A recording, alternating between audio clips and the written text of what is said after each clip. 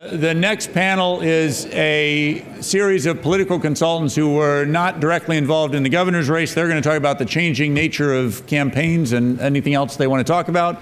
And I'm just going to turn it over to our moderator from our journalism faculty, Susan Rasky. I'll give you guys a chance to sit down. Is Bill still here? Is Lockyer still here?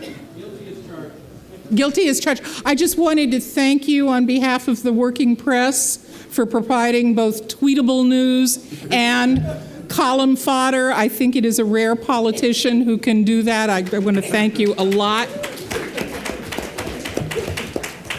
All right. So, to my right, veterans of more campaigns in California and the rest of the country than I know. I wonder if any of them care to count. The years of experience at this table in running candidate campaigns, congressional, gubernatorial, and especially initiative is stunning. To my immediate right, Ace Smith of SCN Strategies, and I asked him what SCN stood for because it's been driving me nuts all week, and he said sin, which I like a lot. He is doing us a wonderful favor. We were expecting Chris Lehane, who had a client emergency, and Ace very kindly agreed to step in, and we are the better for it. And to Ace's right, we have Rick Claussen, a principal in Goddard-Claussen, and or Claussen, yes, Goddard-Claussen, I'm sorry. A distinguished campaign consultant, and to you young'uns, if you have ever heard the names Harry and Louise, I guess Harry and Louise 1 and Harry and Louise 2, they started here. To Rick's right, Gale Kaufman of Kaufman Campaigns. And Gale has the distinction among all of you, because she was so kind to me when I was writing about this, of explaining to me what it's like to have a focus group where you watch women, members of the focus group, open mail, which is how she over years has figured out what mail works and what mail doesn't.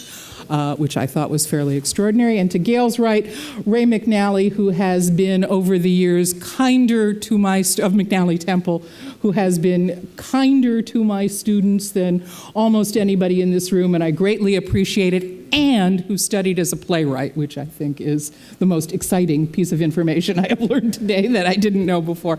Anyway, I asked them just as a sort of brief round to get us going, that if I've been racking my brains to think what about their craft of campaign consulting is particularly new in a digital age. Right? We're going to talk later on about many of the institutional things that may make what they do more vexing. But in terms of what they actually do, how they reach voters in this state, and how campaigns work or don't work in this state, I would like to give you a quick hypothetical. Somebody running for, let us say, the Dianne Feinstein seat a couple of years hence. I have no inside information that she's planning to vacate it, but anyway, she's running. All right, somebody running for, from either party for the DiFi seat. What about that kind of a campaign looks any different from the way a campaign might look today? And just each one real quickly, and then I'll give each of you a chance to speak at length on the larger subject. Well, I think two things. I think that voters and younger voters are especially digesting news in a completely different way. I call it menu-driven news, which is they have their own news sources and they pick them out. So it's critical that you advertise and you talk to them where you know they are on the internet. And the other thing that's happened that's kind of critical is that with the early absentee voting, elections are 29 days, they're no longer 1 day anymore. And so what I found is kind of fascinating is that instead of going to the polling booth and maybe talking to people and making up their minds beforehand, a lot of voters will spend time, and you'll see huge spikes over the weekend, looking at their handbooks, kind of looking at their ballots and filling them out and going online. So you need to know where they're going. All right. I think two points. Ace hit on one of them, and that's the use of vote by mail. And I think we were probably around 52% vote by mail, of which probably 49% were permanent absentee voters. So clearly, as that continues to increase for a lot of campaigns, particularly those that are less than Meg Whitman funded, you have to start early in talking to those voters. The second thing I would say is that regardless of any of the tactics, I think sometimes campaigns lose sight of what I think is the most fundamental part of a campaign, and that's message. Tactics are just a way to deliver messages to voters, and sometimes, and I think we saw that a bit in the Whitman campaign, the ability to define a message, in 7 or 8 words, in 2 sentences, what is this candidate about or what is this issue about, I think is far and away the most critical element. And then you choose the tactics to deliver those messages to voters. But I think sometimes we let tactics overshadow message, and message, I think, is still the most critical part of a campaign. I would say that I don't disagree with anything that's already been said, and certainly every cycle something new develops that you try and figure out how it'll make your job easier to get your message out. I think there's more similarity between campaigns than there is new and difference. I will say, and I'm sure that Meg Whitman would, his campaign would unfortunately agree with what I'm saying, is it is more difficult to figure out one way to communicate with voters. We used to try and isolate messages and target to people, and we've spent our life trying to get to know more about voters so that we could target a message. We used television as one of the biggest mediums because it was the easiest way to get to the most voters quickly. That's getting much harder, not easier, as people watch things in different ways, as DirecTV doesn't allow you to put political commercials yet on their site. So that's the only difference to me, is that for us, we have to get more tactile. We have to do more in order to develop the same and produce and get out the same messaging. Okay. And Ray? Fundamentally, they'll look like they did 160 years ago. I have a campaign plan that was put together by probably one of America's greatest political strategists. He put it together a few years ago and sent it to members of his political party. And here's what he suggested. 1, you're to divide their country into county into small districts and appoint to each a subcommittee whose duty it shall be to make a perfect list of all voters in the respective districts and to ascertain with certainty for whom they will vote. If they meet with men who are doubtful as to the man who they will support, such voters should be designated in separate lines with the name of the man that they will probably support. So they were IDing voters. 2, it will be the duty of said subcommittee to keep a constant watch on the doubtful voters and from time to time have them talked to by those in whom they have most confidence, and also to place in their hands such documents as will enlighten and influence them. So they were essentially doing direct mail. 3, it will also be their duty to report to you at least once a month the progress they are making and on election days, see that every member of the party is brought to the polls. They were doing GOTV. 5, on the 1st of each month hereafter, we shall expect to hear from you. After the first report of your subcommittees, unless there should be found a great many doubtful voters, you can tell pretty accurately the manner in which your county will vote. So they were doing polling. When we have heard from all the counties, we shall be able to tell with similar accuracy the political complexion of the state. This information will be forwarded to you as soon as received, which is essentially a tweet.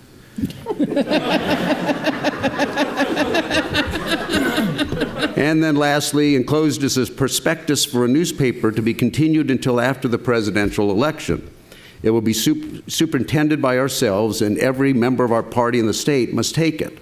It will be published so low that everyone can afford it. You must raise a fund and forward us for extra copies. Every county ought to send $50 or $100, and the copies will be forwarded to you for distribution among our political opponents. So they're doing fundraising. And that was in 1840, and that was written by Abraham Lincoln. And if you look at it, campaigns really haven't changed all that much.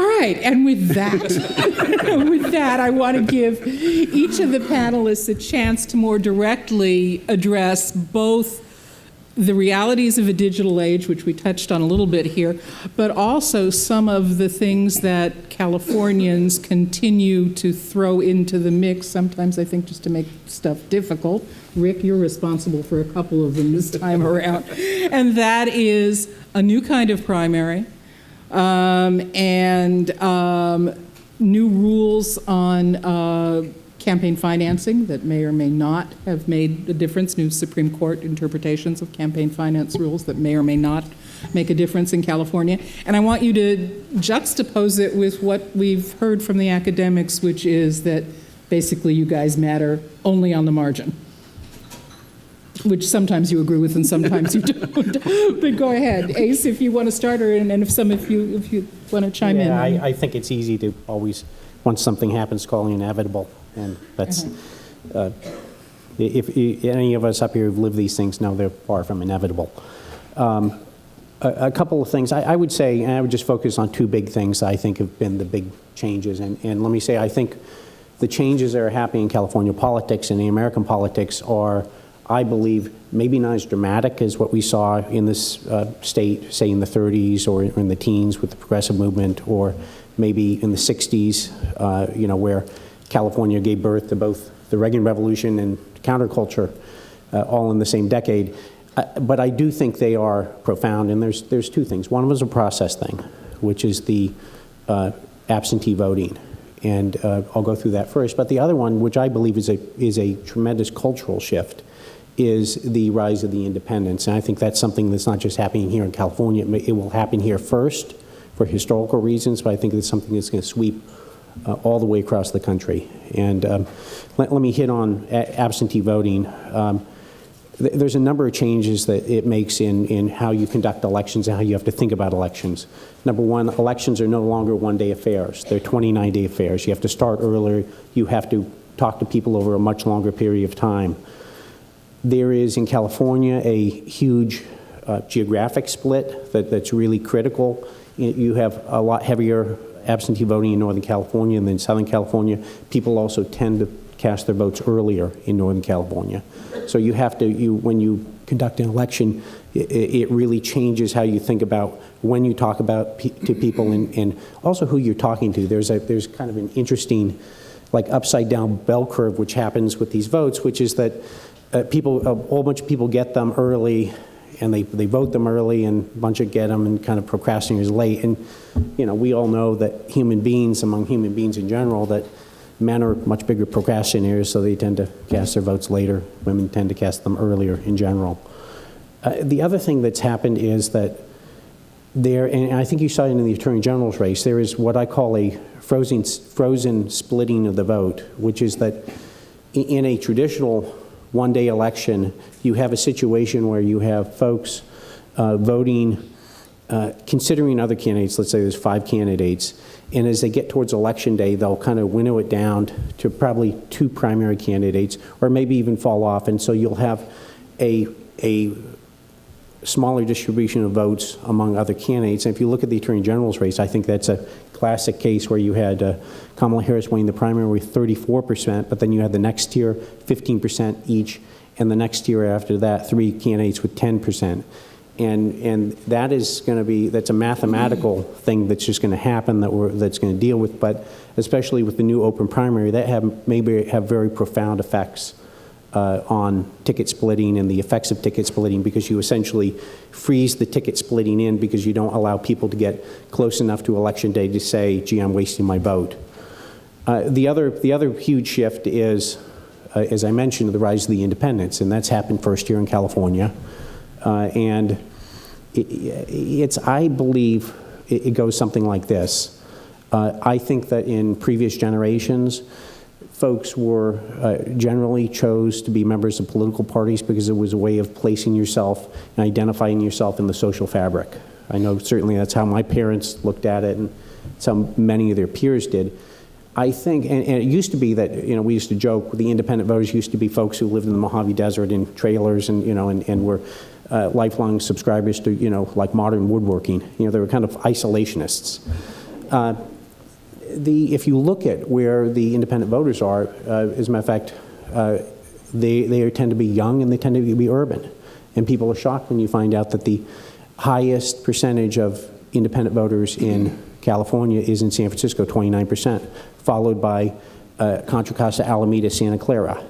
So it's a profound shifting, and it's a generational shifting that's going to have profound effects, because these younger voters are not choosing to join parties, and that's going to have a huge, and in California it is the swing vote, and I believe nationally it's the swing vote. And the last thing I would just say is, if you look at the self-ID on national polls, you'll now find that today, when if you go on Pollster, it runs 36 self-ID'd independents. This is national, 31% Dems and 25% Republicans. It is the future, and it's going to change the way we think about and conduct elections. I hope the rest of you, as you address some of this, do you want to respond to Ace, or you want to take It's your just my turns? understanding that the fastest growing segment of DTS voters are young Latinos.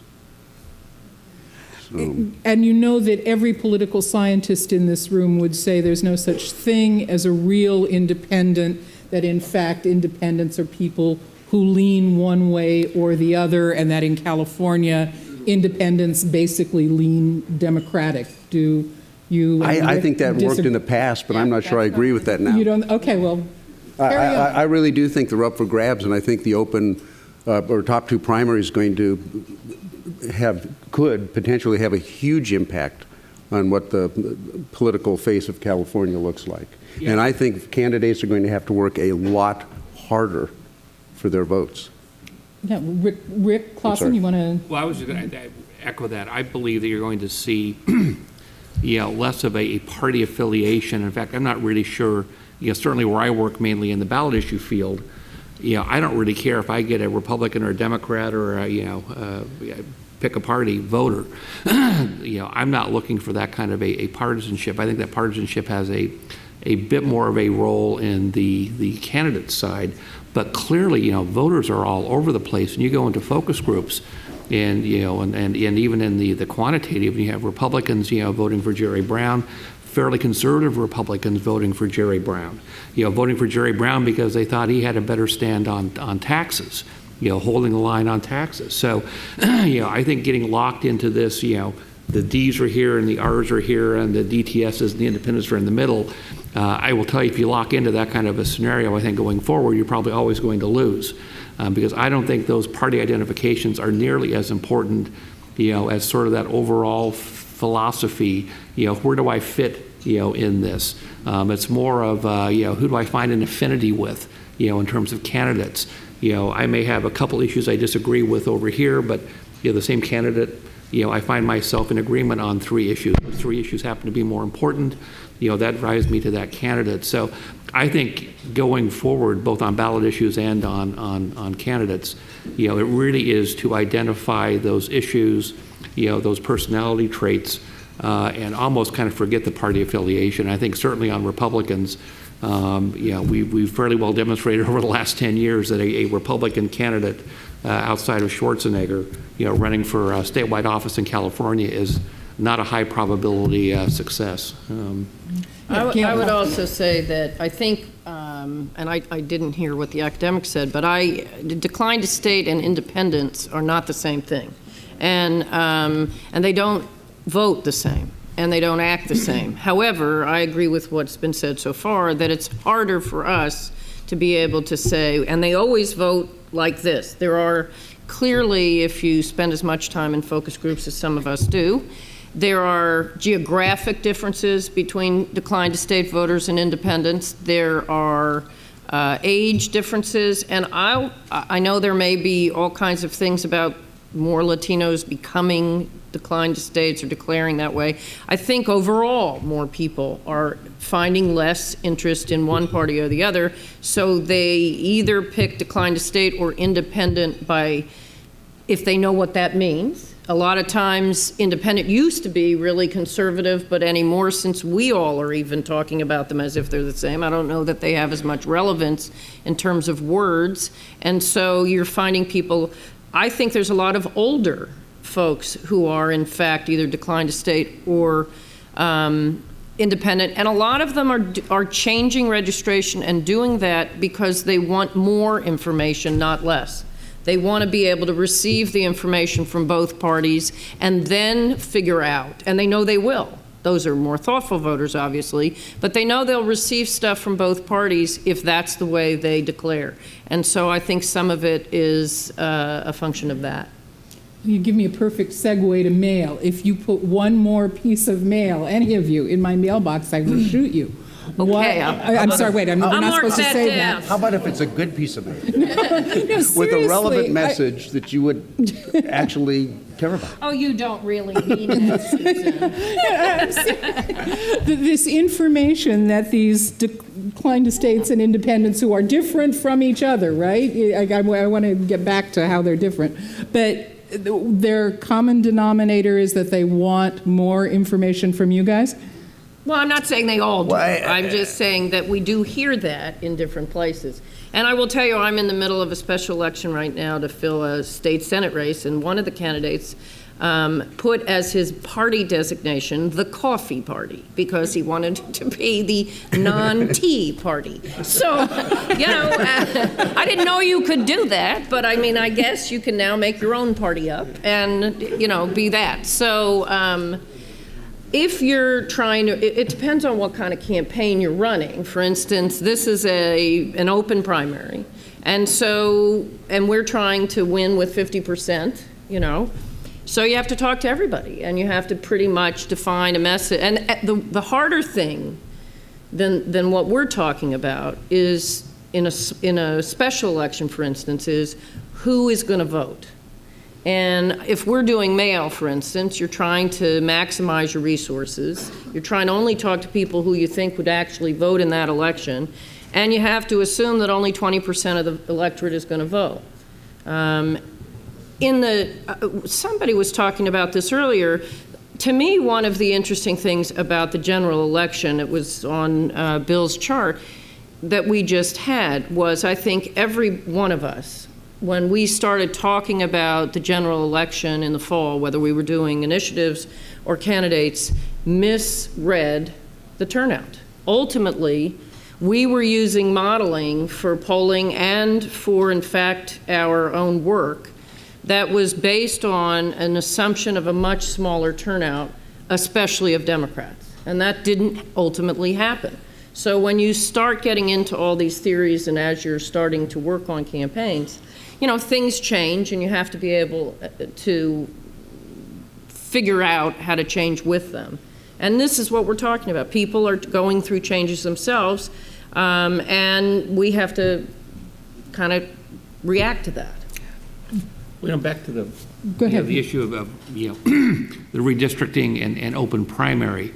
It seems to me that part of that mix really is when you look at, and I think this is true for younger voters as well, you know, when there's not that strong party affiliation, even if you're a registered Republican or a Democrat, doesn't mean that you're buying that party line, right, you know, hook, line, and sinker. And I think particularly among younger voters who find themselves identifying on the candidate side, you know, more with the Democrat Party because of social issues, could well find themselves more inclined to support the Republican side when it comes to kind of fiscal issues. And if you look at, just to give you, you know, I mean, how out of whack this is, you know, we had 9 measures on the ballot in November. The Republican Party took a position on 8. The Democrat Party took a position on 8. The Democrats won 2 of the 8. The Republicans won 6 of the 8. You know, a fairly significant difference. So when you look on one side, the candidate side, you see a fairly, you know, obviously a fairly blue state, but you move over to the ballot issue side, and in fact, you know, voters were fairly, you know, I guess you could make the case they were fairly, you know, fairly Republican.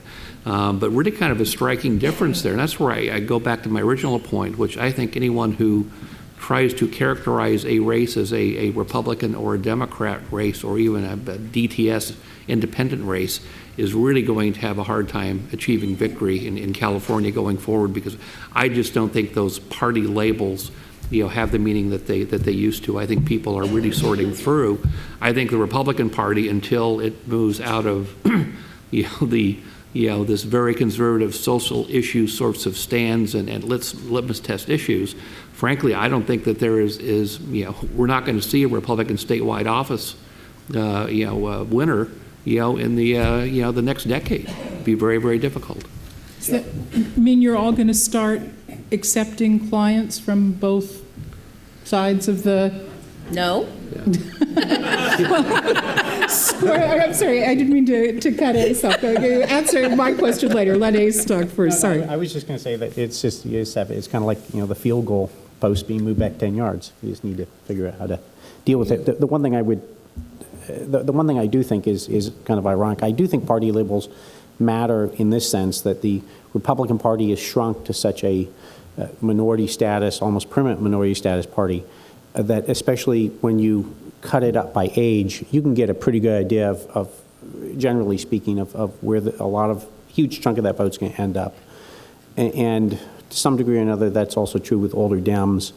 It's the younger voters who I think are a lot harder to figure out. And I also believe that I agree that the independent voters are not a monolithic block, and you have to look at how they chop up. But couple of things you can say about them that just happen to be true that the Republican Party hasn't figured out is that they tend to be fiscally conservative, and by that I don't mean 100% anti-tax. They just kind of want to know how the budget's going to be balanced, things like that. But they tend to be overwhelmingly socially liberal. They tend to be pro-choice, pro-environment, even pro-same-sex marriage. And that's just a reality of where the center is that you need to deal with. I don't think it's really possible to say we won't elect a Republican in California for the next decade. We had a chance to elect a statewide Republican, and that was Tom Campbell. And there is no doubt in my mind that had he won the primary, he most likely would have defeated Barbara Boxer. There's no doubt in my mind. But he ran out of money at the end, and Carly was able to write a big check, and that was it. But if you look at it, he's the kind of Republican that we need to run, and he's the kind of Republican who can win in California. Because that's where the voters are. But if the label doesn't matter, if Gale is right, that the label of which party is not really relevant, and you're now going to have, thanks to Rick and his efforts, a primary that has the top two. You still need your base, though. I think you still need your base. So we're still going to be Republicans and Democrats. That's why you guys confuse me. Gale, you wouldn't start accepting. I didn't say that party means nothing. I said that we were discussing that there are more people registering without a party designation, and certainly the Republican Party has shrunk, as has the Democratic Party. But I think it depends on what you're talking about. On statewide races, and especially on legislative contests and congressional races, I would maintain that partisan differences are there. I think there are distinct differences in the way that the candidates project themselves, and I think that's not going away anytime real soon. And don't misunderstand that an open primary means nobody's going to run as a partisan. They are. It just means that basically there's a possibility that two Republicans in a Republican-leaning district may end up running against each other instead of a Democrat and a Republican in the general election, or conversely, in a predominantly Democratic-leaning district, the two Democrats may end up running against each other.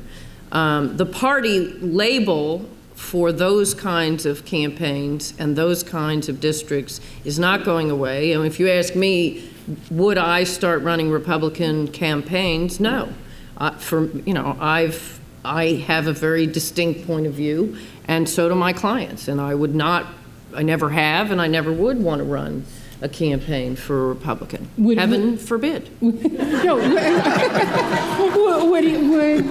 the three of you, any of the three of you, cross line in this brave new world of... Yeah, I think, again, that when you go back and look at kind of the breakdown with Republicans and, with conservatives, liberals, conservatives, moderates, you find that really, I don't know what the right number is, if it's 50%, 55%, but I think you've sort of got, that's kind of that middle ground, and it runs over to the Democrat side to some degree. It runs to the Republican side, and then everybody else in the middle. And it doesn't matter if you're a D or an R. If we're going to win in California, generally speaking, on a statewide level, or when I do ballot issues, those are the folks that you've got to coalesce. I mean, that's where you come together. California is really not a red or a blue state. It really is, frankly, a fairly purple state. Again, we're on candidates we're blue, on issues we're kind of red. It's not an overwhelmingly liberal state, and it's not a right-wing kooky conservative state for most folks. I think they're kind of in that middle, even if they have a D or an R, label on the registration.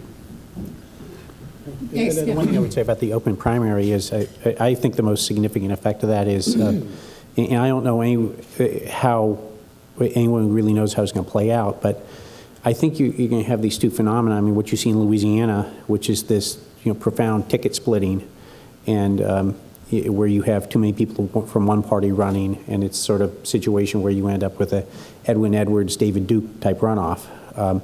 It's going to lead to some odd things. The thing that I don't think anyone's figured out is just this, very strictly mathematical proposition that in 29-day voting, you have what I was calling before, what I call frozen ticket splitting, which is the votes actually freeze in instead of move to the winner.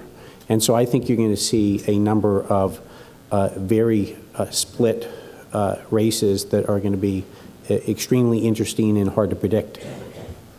Just because everything locks in before Everything locks group in before you get mindset. to group mindset, and it happens naturally in that system anyway.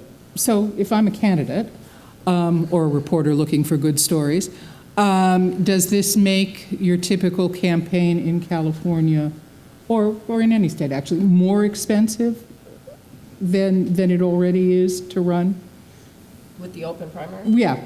I mean, what's different? What do you tell a candidate in this landscape to think about having to raise for a statewide race?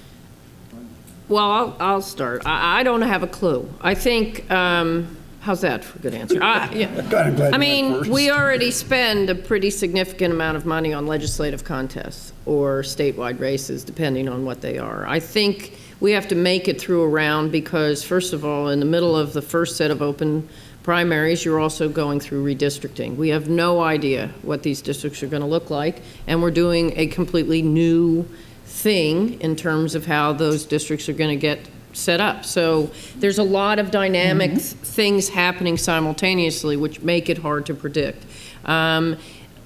We have some experience with open primaries. I don't know that it makes it that much more expensive. I think we are always looking again for the same thing, who actually goes out and votes, attempting to talk to people who are what we call more regular voters.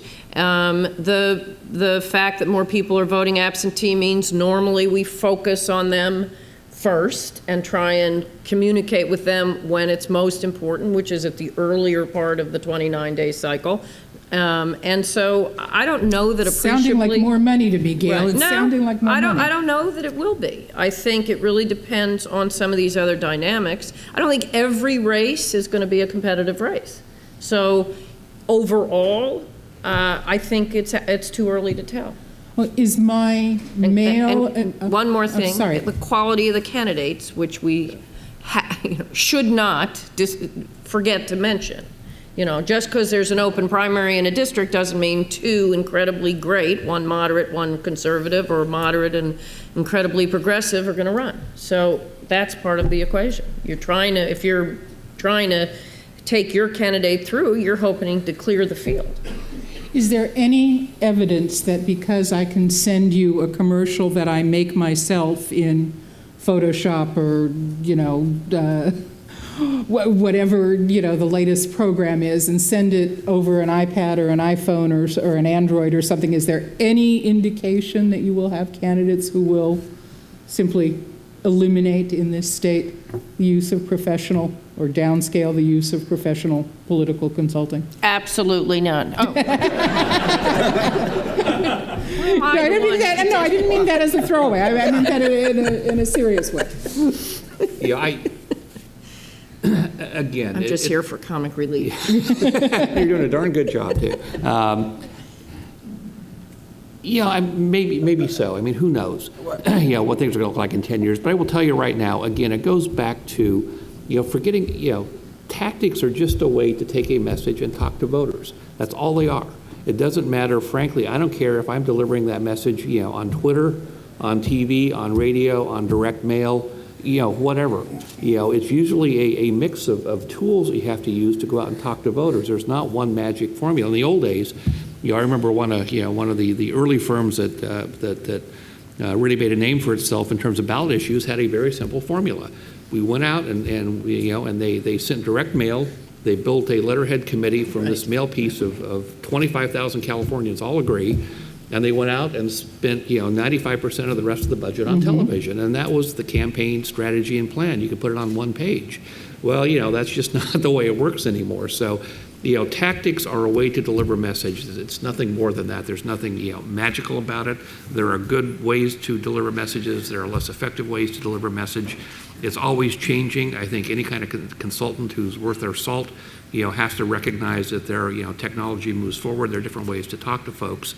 But keep in mind that, if someone comes up and says, I'm going to run a campaign, I'm going to win, by using Twitter. It's like, have a nice day. I think I'll probably take a pass on that one. Even at a local level. Even at a local level, yeah. Go ahead, Ray. One of the biggest changes I've noticed in campaigns over the last, several years is just the quality of the advertising is just, in so many cases, has gotten worse and worse and worse, and mind-numbingly so. Yeah. And part of the reason is, like, one of the worst things that ever happened, I think, to campaigns is desktop publishing, because people start thinking, I can do my own brochure. Well, just because I go out and buy a surgery set doesn't mean I can perform brain surgery.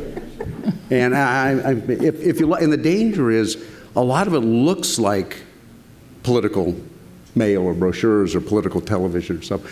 But what's lacking is any kind of a compelling or persuasive message. So there are, like we're saying, they're so focused on the packaging and so focused on the technology that they've lost sight of what ultimately wins campaigns or ideas and messages.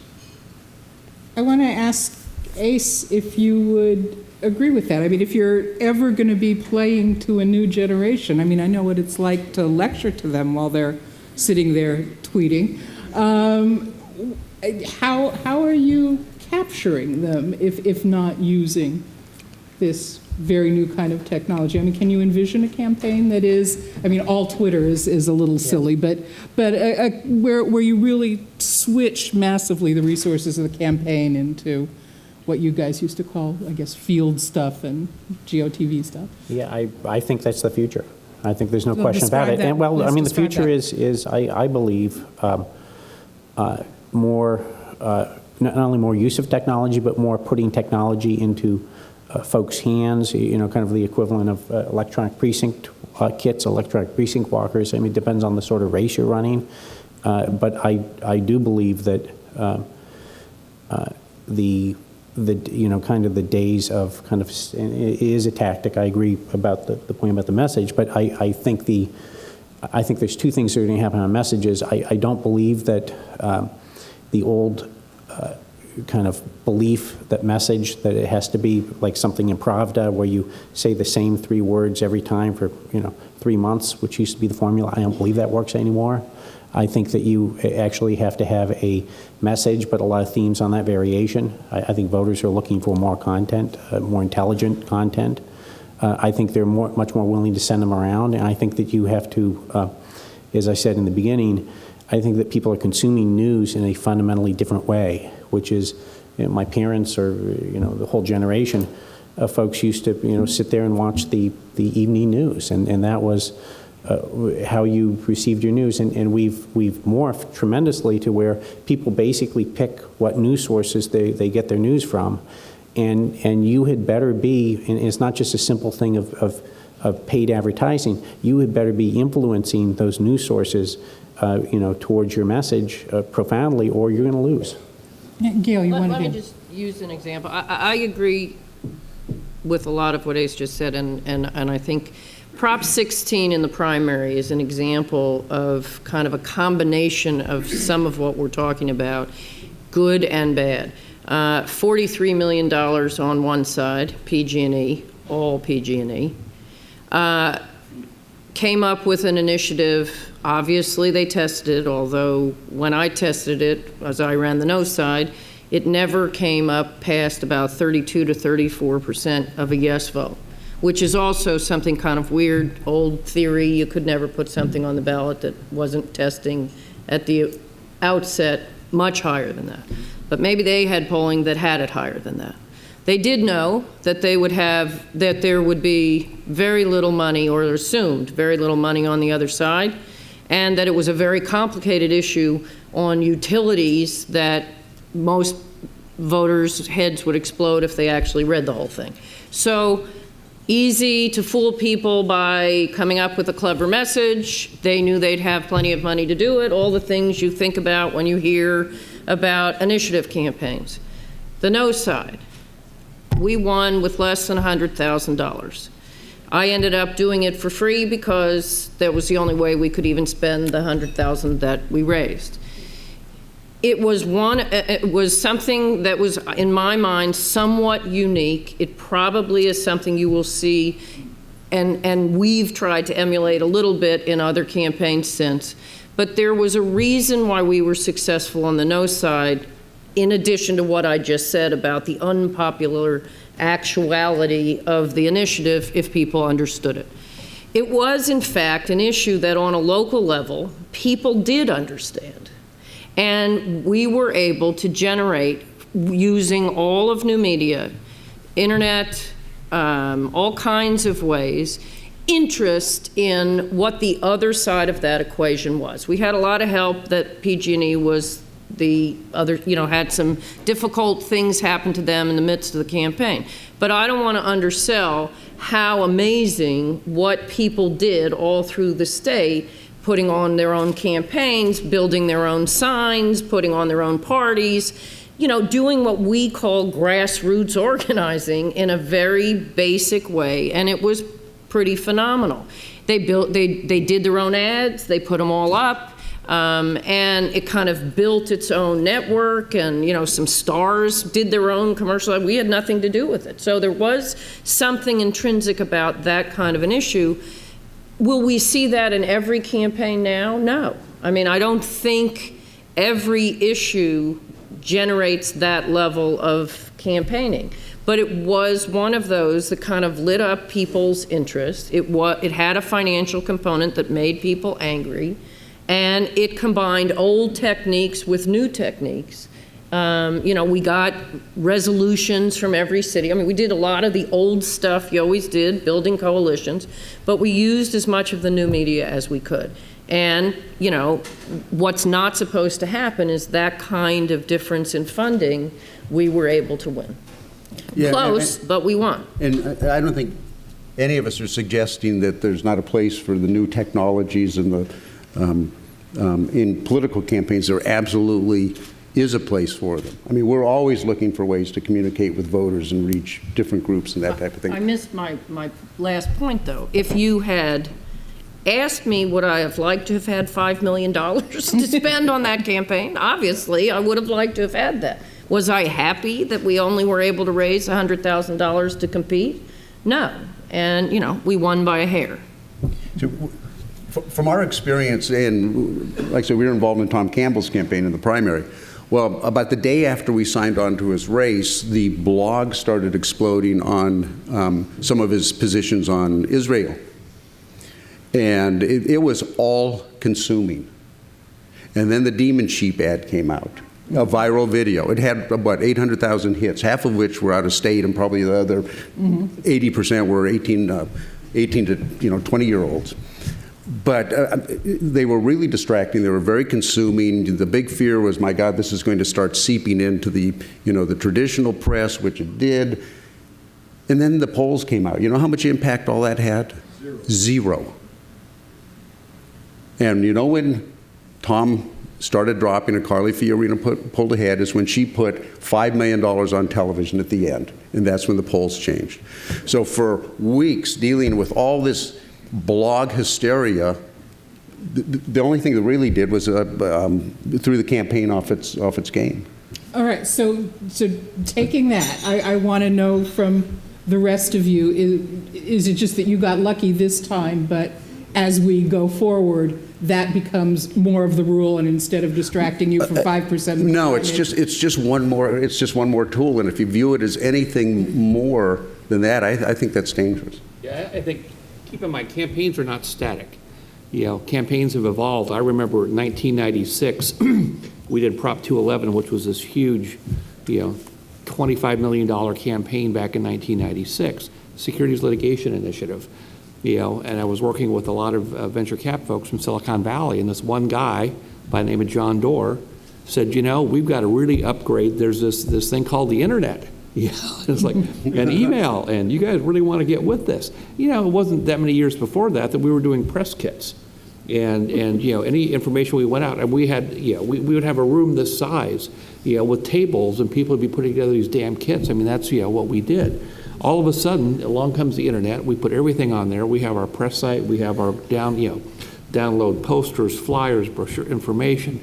So it's an evolving, sort of practice, and I think you're seeing, the evolution, but it doesn't, it's not like you do TV one day, and then the next day it's like, gosh, TV is no longer any good. We'll just go and do Twitter from now on. I mean, that's not the way the process works. So it's an evolutionary process, and it changes every single year, and clearly, that many years ago, you talked about streaming radio. I mean, what the hell was streaming radio? I don't know.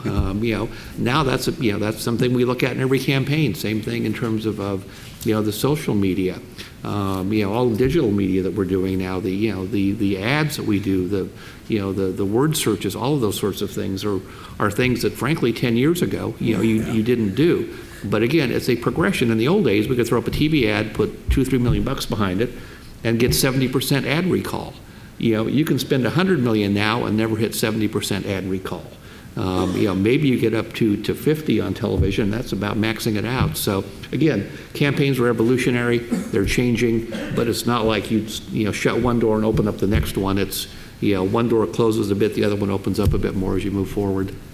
The one thing it has done, campaigns are moving faster and faster and faster. For example, when the Demon Sheep ad came out, first thing we did was email it out to all our supporters. We raised $43,000 online that day. I mean, from the Demon Sheep was released in the morning, and we had $43,000 extra dollars by the end of the day. I mean, so I could never even figure out what that ad meant. I watched it 5 times. Apparently, a lot of people had trouble. Actually, my freshmen were mesmerized by that. The only thing I have to admit, I remember first watching it, and after I picked my job, but yeah, that was remarkable. The only thing that topped it was the "I'm not a witch" ad. That was breathtaking. That was. Yeah, Susan. One thing I was going to you mention. could hear the whole country gasp when they first saw it. If we want to cut back on mail, my strong endorsement would be to outlaw slate mail. Yeah, so I'm willing to do my part on that. And in fact, we've started to do that on our campaigns too. We just are not buying all those. Someone described them to me as our highest purpose was a pooper scooper. So we're kind of moving away from those commercial slate mail operations. One assumes, am I correct, that the targeting is ever so much better? I mean, given the tools you have available to you, which are similar to the tools that reporters now have available to us, I mean, do you target much, much better and much, much more finely? Yes, but like Gale said, we all underestimated turnout, and and get screwed anyway. Yeah, we could target better. We just. Yeah. I want to. Oh, go ahead. I was just going to say one last thing on the. I mean, I think. On the question of has internet advertising replaced the traditional forms of advertising, I think if you want to look at a campaign that's kind of that says no, it hasn't, it would be the Chris Kelly campaign in the Attorney General primary, where he spent untold millions of dollars on web advertising and move very little. On the other hand, it's easy to underestimate it because I'm not sure that web advertising's there in terms of moving voters. But either way, I always look at the internet vis-a-vis campaigns is you're driving through this forest in a truck, and the truck is your campaign. But I'll tell you something, all the trees and everything else you're looking around is pretty digital these days. And so you better be really aware of the scenery. It really is the scenery.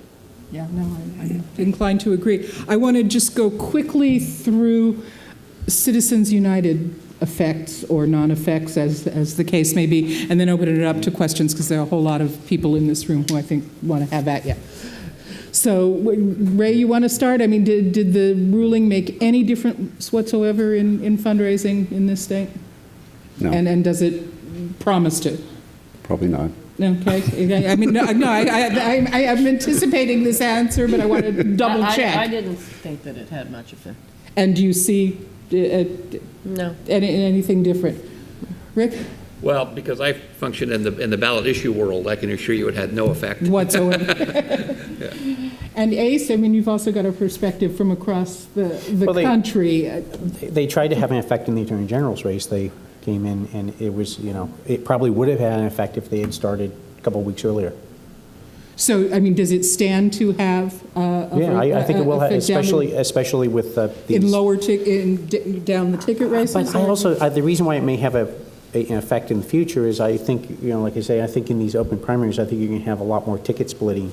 And so I think that you could, if you come in for or against someone, I think it can have a lot larger effect than it would in a traditional campaign. Which I guess leads me to the other question from the political scientist panel, the opportunity for much more backroom dealing as a result of the top two primary initiative, that in order to assure that your candidate, if I understood Thad correctly, in order to assure that your party candidate places in the top two, that you need to be field clearing, and you need to be doing that much more in the back room than you might without such a primary. What do you guys think? And then I will turn to our audience. Did I say that in such a confusing way that it made no sense? I'm sorry. I agree. Tad, why don't you restate your backroom deal thing so that we get it? Well, the idea is that so you don't have 8 Democrats running against each other in Berkeley and no one making it into the top 2. There might be a little bit more pressure applied to clear fields in some primaries. That's what happened in Louisiana, and it's going to happen here. No question about it. Okay, so that's a flat-out prediction from the rest of you? Well, I think, again, you're looking at kind of a party affiliation sort of issue. And I will tell you from my perspective as a fairly marginal Republican, I'm much more pro-business than I am Republican, is that I think you're going to see a lot of folks saying, I don't really care if it's an R or a D or a DTS or a zebra, if in fact that person is fairly moderate, is open to reason and discussion. I think you're going to see, that's the whole concept behind open primary and frankly redistricting as well, is to get into a more moderate, zone, if you will, which is really where most of California is. So, we again focus on the D's and the R's, I think, to the exclusion. Not that it's not an issue and clearly important, but frankly, for a lot of folks, I think finding that moderate voice is much more important than it is whether or not that moderate voice is an R or a D or something else. Now, Gale may disagree with me on that because she's a bit more partisan, but... Partisan? Have I established that? Well, I would love to think that our party was so disciplined that we could, in fact,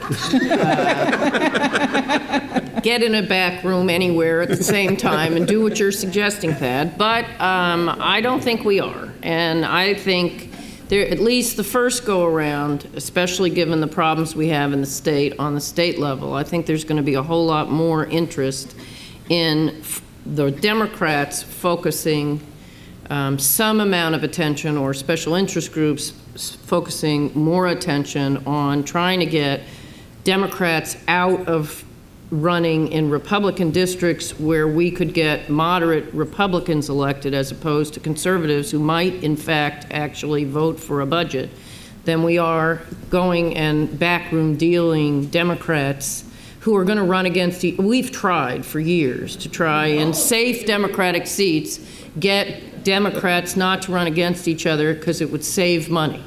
We've never been able to do it successfully. So, you know, it'd be nice to think we could, and maybe we'll do it a little.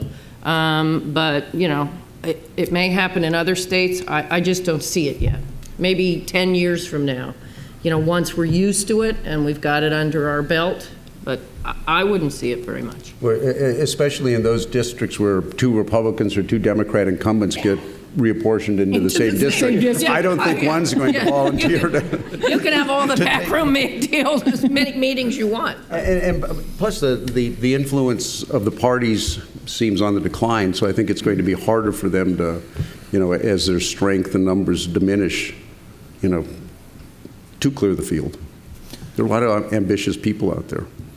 All right, if I don't want to cut anybody off here, but let's throw it to the wolves here.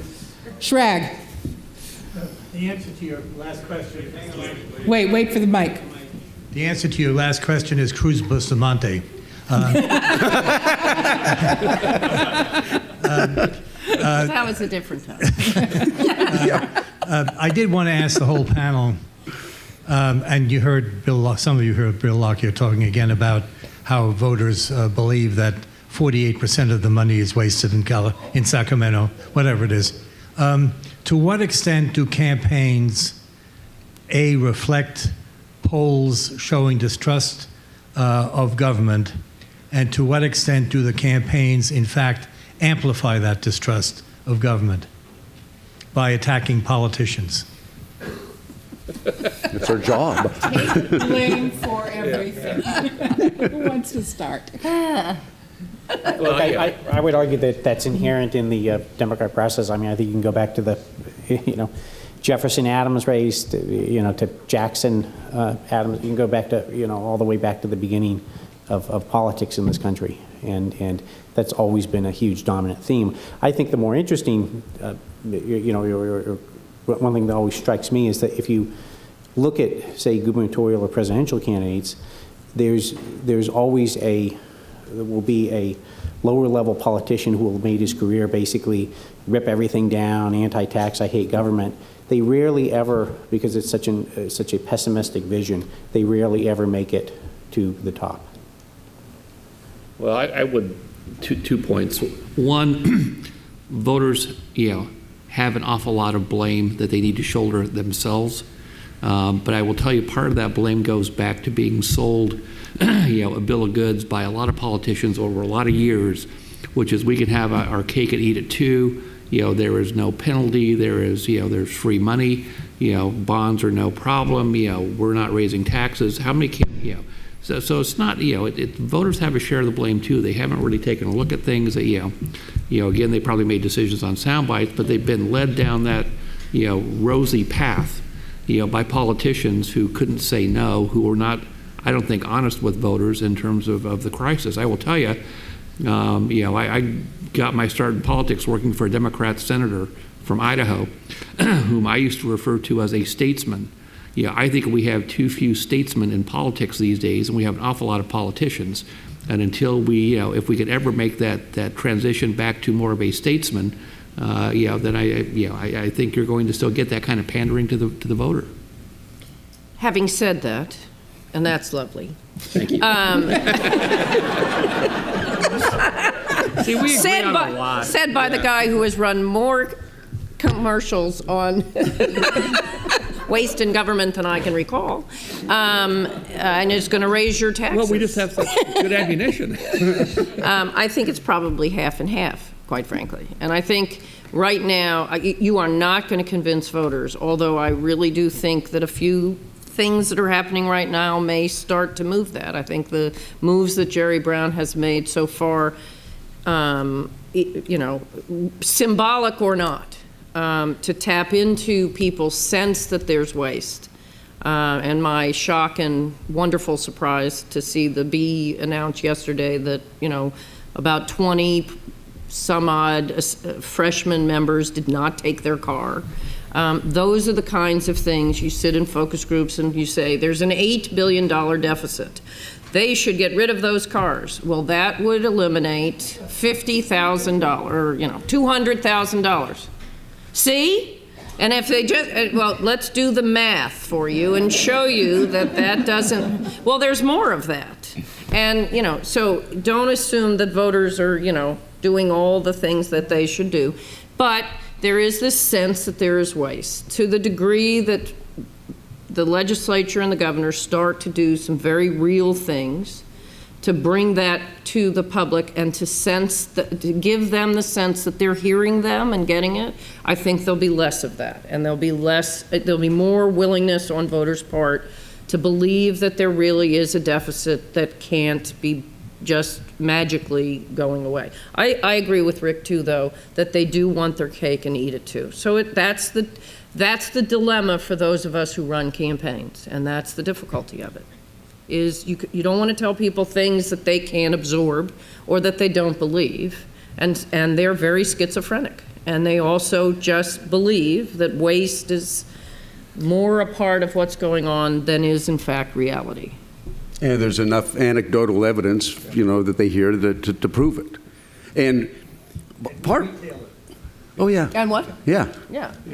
But I mean, this nation was founded on a very deep distrust of government, so it's not a difficult thing to convince people that that mistrust isn't misplaced. By the way, Rick, Harry Truman famously said, "A statesman is a dead politician." from our experience. That's good. All right, good point. Jim, were you jumping up and down back? All right, Jim Brulte. It's a little different than the making sure you don't polarize in the open primary. We saw when we had the open primary in '98 that wherever the primary was, voters of both parties migrated there. The number one target, for example, in the Senate Republican caucus was the Paul Z district out in the Burbank, Glendale, Pasadena area. The top two vote getters in that were Scott Wildman and Jack Scott. The Republican nominee had no primary and in fact finished third. I think Howard Wayne down in San Diego finished fourth.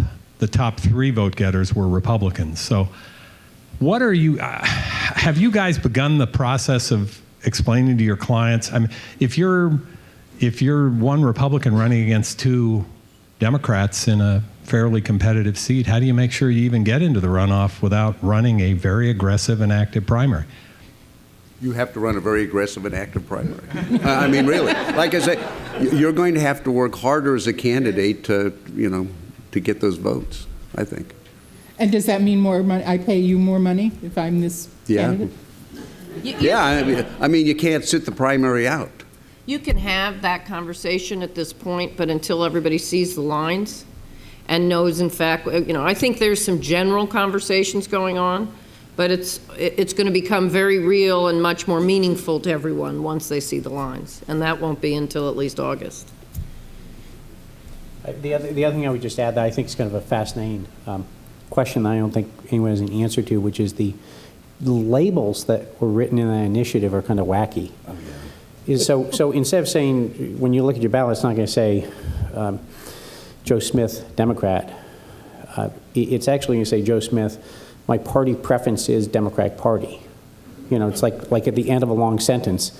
And the people who are not preferring, it just says no party preference.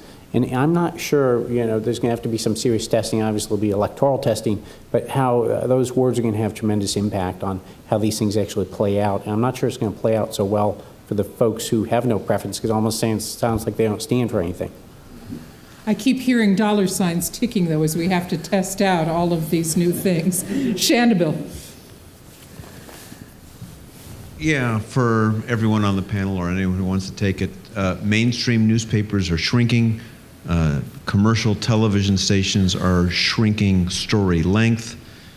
Fewer political reporters, fewer in-depth political stories on television. Does that present a problem for you or an opportunity to get away with things that you otherwise might not have? Probably depends on which It's side. always opportune when you can do something and no one tells anybody about it. No, it's really bad what's happening in Sacramento. When I started, every television station in the state had a major television station in the state had a full-time news bureau in Sacramento. You know how many today? 0. The LA Times just cut back its force from, 14 or 18 active Capitol Bureau reporters to 8? Who's watching what's going on? And who's telling the voters? For worse, it's us. And frankly, it shouldn't be.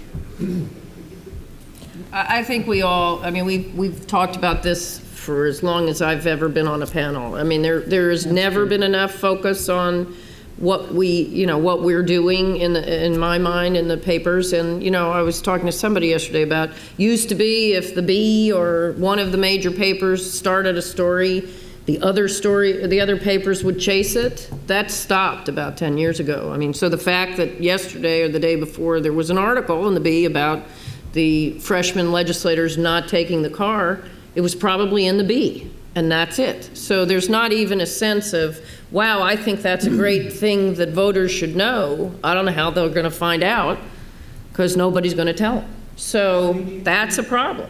Do you give up working for earned media? Is that less of a priority now?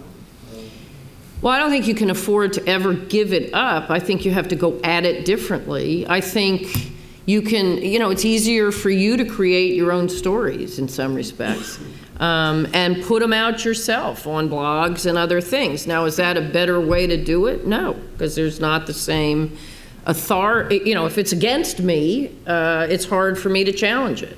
So I think it's a very serious problem. There are not enough vehicles for us to use, but I haven't given it up entirely, no.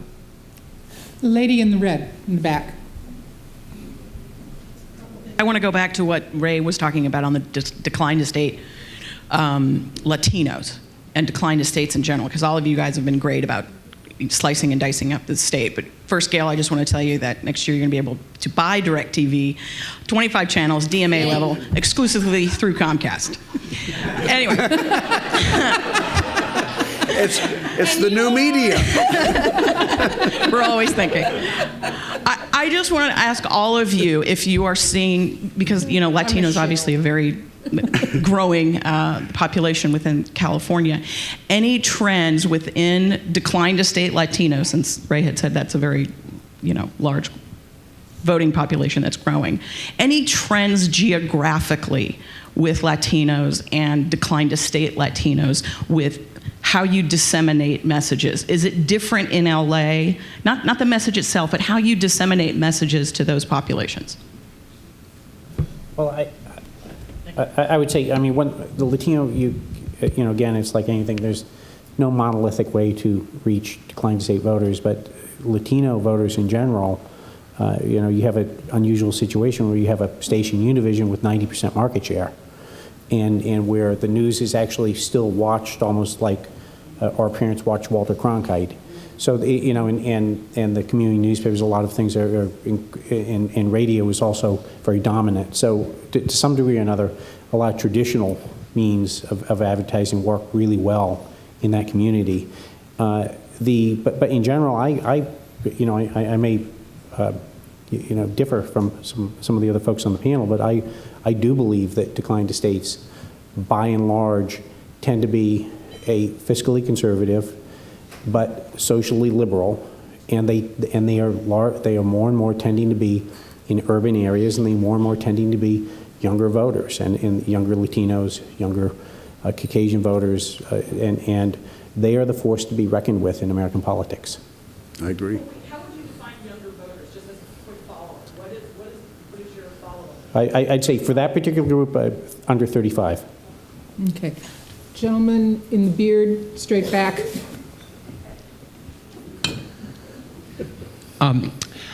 quick comment and a question. I want to express my extreme frustration with a very credible, respected panel that after Bob Mulholland explained the difference between an open blanket and top two primary, that you all continue to call it an open primary. That was part of the scam job on our voters to convince us to overturn Prop 62, which passed by the high 60s, which said every party should be on the ballot, and the way 14 was misdescribed, and a lot of the media in this room continued to do so the same way and called every article an open primary. As a trailer from that, my friend Michael Chamness is the one who's running as the Coffee Party candidate, and he happens to favor fair trade coffee and drink a lot of it, so he's practicing what he preaches.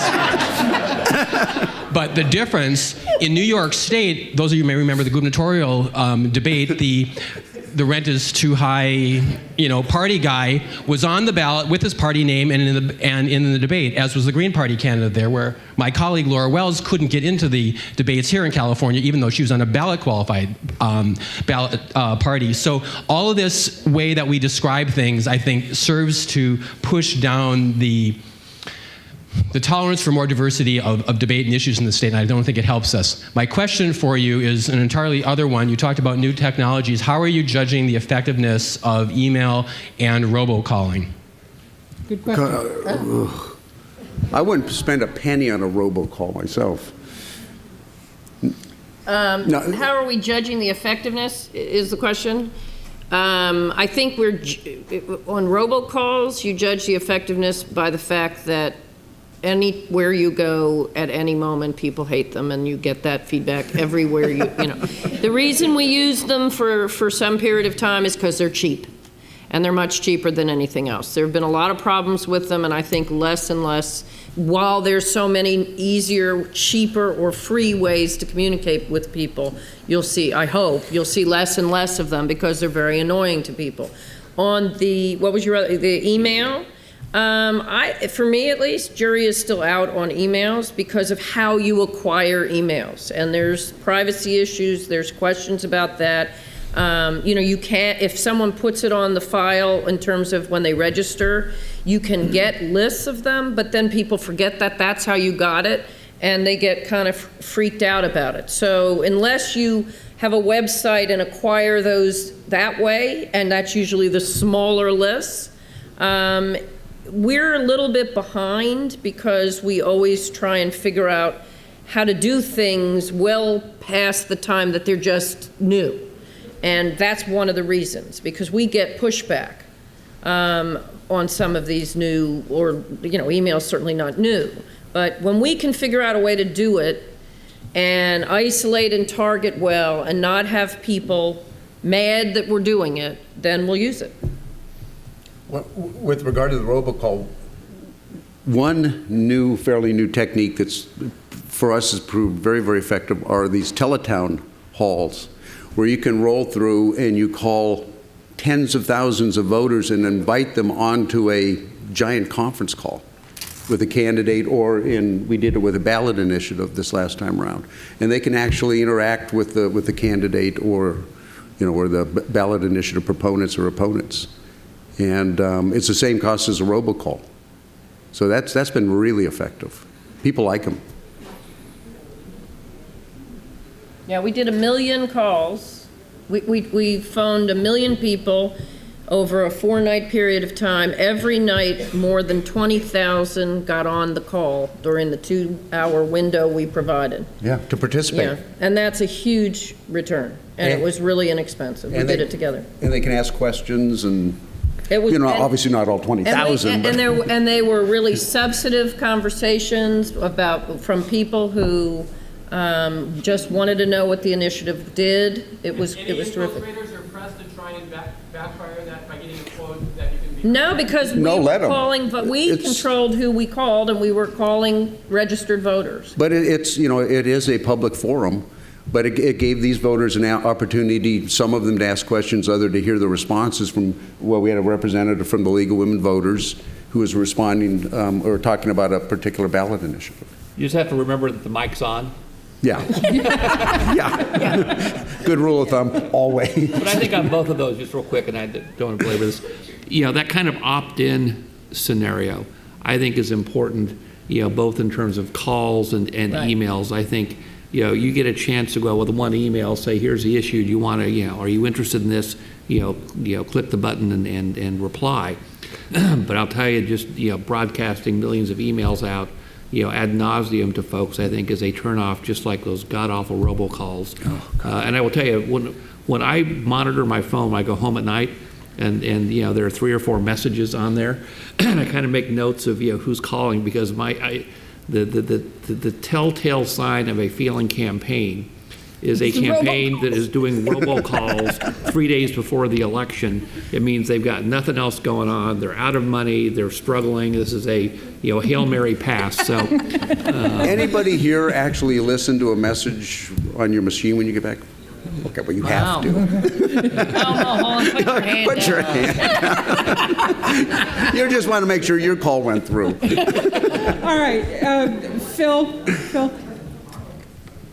We heard a lot during the campaign from the Whitman folks about their sort of super secret, ultra sophisticated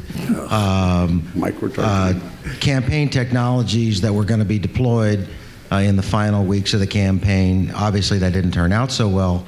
But are you guys aware of what they actually had? Since we don't have anybody from their campaign here to talk, did you guys ever hear anything about the specifics of? I was going to say, wait till the next panel. You can. The only thing. No, I mean, are you guys aware of any of the techniques that they might have had, any new technologies that they had, or anything? All this secret micro-targeting. No. They said the same thing in the governor's special election, that they're going to win it through all this sophisticated micro-targeting, and it didn't seem to work very well. So it was all spin? Yeah. But no, I think it's Phil, you seem surprised. I think I faced a lot of that with Chris Kelly. In the he probably spent somewhere equivalent for the race, probably a lot more than she did equivalent to that race, and it's so far persuading voters with even all the different slicing and dicing doesn't quite move the needle yet. Well, the follow-up I have then is this. So for the political writers who are following these things, is your advice to us, don't buy it unless we can see it? I mean, is that pretty much what you'd say?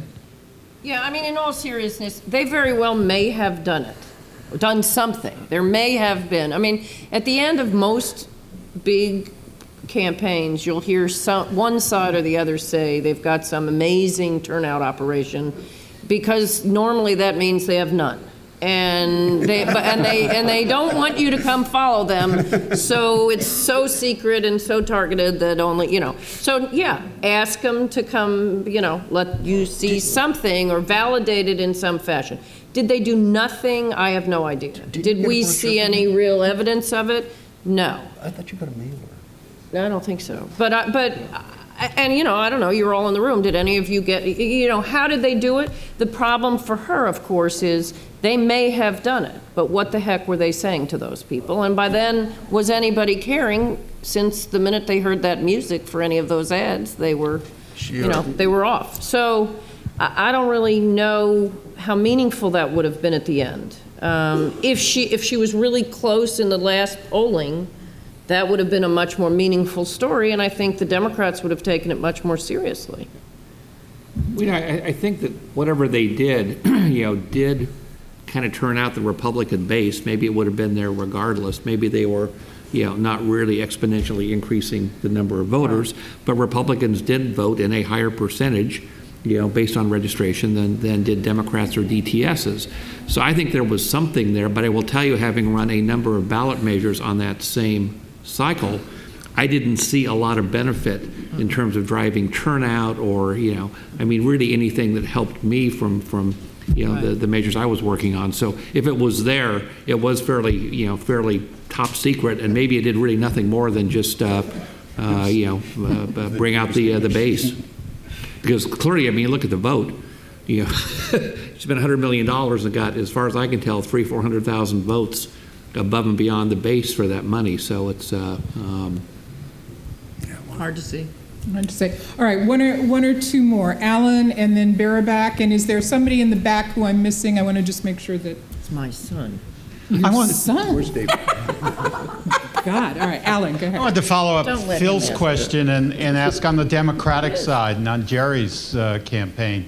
Where was the change? Was there anything that was particularly noteworthy there for us as outsiders, not being on the inside? First, he had a compelling message. Okay, so message was one. What about in terms of how the campaign was run and maybe some of the newer technology or how to use some of those pieces?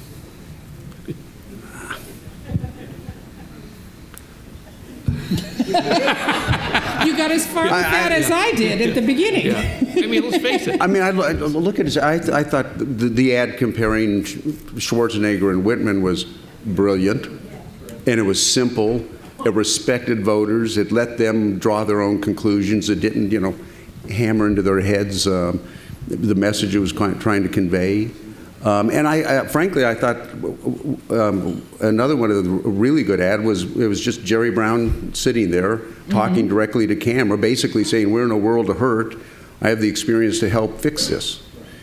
Nothing Tony Schwartz couldn't have done. Yeah, but it was 50 years ago. There was, I mean, his campaign, in my mind, seemed so much more sincere.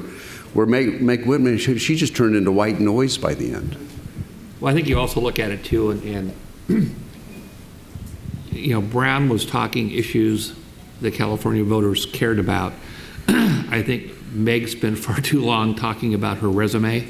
Yeah. And frankly, if I never hear the phrase eBay again, I'll be perfectly satisfied. We did a post-election survey that our firm sponsored with Bill McIntyre from Public Opinion Strategies, and just real quick on the gubernatorial race, when asked about issues and how that drove their votes, Meg got jobs, control spending, and immigration. Well, immigration is not a a driving issue for those moderate folks I talked about. Jerry Brown got jobs, create jobs, control spending, education, and hold the line on taxes. And I joked with some of our friends in the public employee unions. The day after the election, I said, "God, the Republican won." They said, "What do you mean?" And I said, "Well, we got the guys going to control spending, create jobs, and hold the line on taxes." And so far, so good. But and on the candidate side, the personal attribute side, I think is even more telling, is that Meg tried to buy the election, didn't vote, kind of cold and uncaring, which I think was part of the Nannygate sort of stuff. And Jerry got experience and will make the tough choices. And I think you look at the environment that this election took place in, and you put the personal attributes up, along with the issues. And God, I'm surprised he didn't win by more than 13 points. I mean, really. He was really smart. He embraced his oldness and turned it into a huge asset. I mean, I think the next panel is there to talk about that. So I'll just make 2 points. One, I mean, I think he was incredibly disciplined at a time when lots of things were being, he was being questioned about use of money and all the timing and all of that stuff. He did his own campaign, his own way. He was running it, there's no question, and he was, he knew what he wanted to do. He'd been thinking about it for a really long time, and in his case, that worked. He, I think early was, as anyone would have been, was completely blown away by the thought that someone would spend as much money as Whitman said she was going to spend. He was helped tremendously by what's already been discussed as a, unbelievably undisciplined and, every theme in the world campaign on the other side, where she was never until the very end, she never kind of came through. And in a race between two human beings, that just doesn't work. You have to have someone like you, or at least think you can lead, or you can't win that kind of campaign. She lost that contest. The one thing I'd love to ask, if there were some of the people here, is I know we're past the point of one commercial sets the tone and you stay on that one commercial. For 15 months, that would have been kind of hard. But I've never seen I have seen, Checky was the last one I can remember, where every time I turned on the TV, there could have been 4 or 5 tracks of ads that were completely different, on completely different issues, all for Meg Whitman. And I never understood it. They were switching ads all the time. They weren't the same thematically. I have no idea what that strategy is. And I've never had anybody be able to explain it to me. And so, I mean, you can try new techniques, but that, you know, it felt like more was better and that one wasn't working, so we'll try this one. And it just felt crazy in that regard from a practitioner's point of view. All right, I'd like to get in time for a few more. I know Bareback, oh, you already got the microphone. I was going to see if David Kaufman was back there and wanted to ask a question. David, where are you? Well, Bareback's got the mic. I got the mic, so I'll take well, you advantage take it and then let David have a question. I was struck by something that was said not just by this panel, but the last one. That's this notion that California is functionally a purple state, that we may be blue when it comes to voting for statewide candidates, but red on some of these ballot measures. So can you talk a bit about that? I mean, if you can get into the minds of California voters collectively, how do you explain that differentiation that you see? Well, from my perspective, at least, it is California is fundamentally a fairly moderate state, and sometimes we run to the left and sometimes we run to the right. But really, that 55–60% of voters in California are kind of in the middle. They're not extremists on either side. So I think they tend to be more to the progressive side. On social issues, they tend to be more to the conservative side on fiscal issues, and I think it's always trying to find that that right mix. Particularly if you're a candidate where you've got to transcend. I have the easy job when I do ballot issues because I mean, I've got one ballot issue, I've got one position to talk to folks about. On the candidate side, particularly on the statewide level, you have a much bigger challenge because you've got social issues, you've got fiscal issues, jobs, a lot of different message tracks. Not that you should be like Meg did, with the shotgun, but I think that the candidates have a harder time in terms of finding that right mix of social and economic type of issues to form that moderate candidate that in fact can win, which I think is precisely what Jerry Brown did. I think I don't know that I would say it's so much purple as the default position on initiatives is no.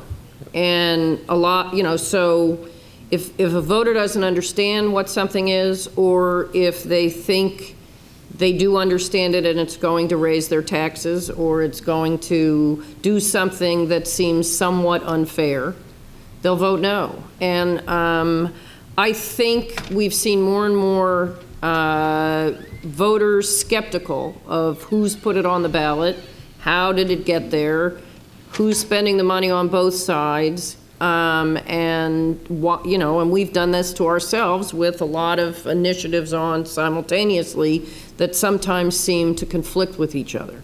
And this election, I think in November, was the most kind of difficult for people to navigate. And I do agree with Rick that if voters are going to spend the time voting on initiatives, they want to know that they're doing the best job they can. So they try and read up and they try to be careful, and they tend to vote pocketbook and they tend to vote more conservatively. I think I was surprised that 19 didn't pass. I think that was, if you think about it, you would have thought that might have had a chance to pass. Especially early on, I was listening to focus groups where people were saying, if we could just tax marijuana, we'd get all this money. So I thought there might actually be a different avenue for voters to vote for that for a very different reason than they wanted to smoke it. And that just never came through. And so I do think people are pretty moderate when they vote on the initiatives now. But they're also incredibly skeptical of any of the initiatives now. And that's just because, they don't want to be fooled. And to some degree, I think they've figured out that a lot of them end up getting litigated, and they don't like that either. So I'd put that into the mix as well as the moderate piece. All right, last word to Ace, unless David Kaufman gets the mic in his hand. I think in the national context, California is a blue state. There's no question about it, and I think there's two reasons for that. The the brand of republicanism that grew up in California and spread to the rest of the country under Ronald Reagan was a much more moderate republicanism. When it spread to the South and became culturally a much more religious, leaning right, more hardened ideological movement, it turned off California voters en masse. And I also think that the fact that the Republican Party has pretty consistently tried to scapegoat Latinos has killed their future. All right. Yes, David. No, David. David. In this past election, two very moderate Republicans ran, both Abel Maldonado and Steve Cooley. Both of them lost. I mean, I know Cooley lost by less than 1%, but even so, they ran against people from San Francisco, very liberal. I mean, one of the guys legalized gay marriage. I mean, who can win as a Republican in California if it's not two very moderate Republicans running against very liberal candidates? They got sucked under the surface by Meg Whitman's campaign, I think. Well, I think, Was they got sucked under the surface by Meg Whitman's campaign, I think. I think that's a very good question. I think there was a little bit of that undertow from the Whitman campaign. But again, I go back to my first comment, which is it's damn hard to get elected to statewide office in California if you have an R in front of your name. You just start out with a 12, 15 point disadvantage, if you're just looking at that sort of a registration data. So it's an uphill battle. And neither of them really spent a lot of money on television, so they didn't have a huge presence. Oh, yes, they did. That's not true. In the Attorney General's race, Cooley outspent I was thinking Maldonado. Cooley outspent us by $2.5 million. I was thinking of Maldonado. Okay. I think we all agree it's very hard as a Republican to win right now. And I think, but I do think getting the lower tickets don't get as much play, and we've all talked about less press. So it's very hard for people to know the difference. Unless you're really paying attention, you might not know the difference between the Democrat and the Republican. And so in this time around, which has happened before, they vote all the way down the line. All right. Thank you very, very much.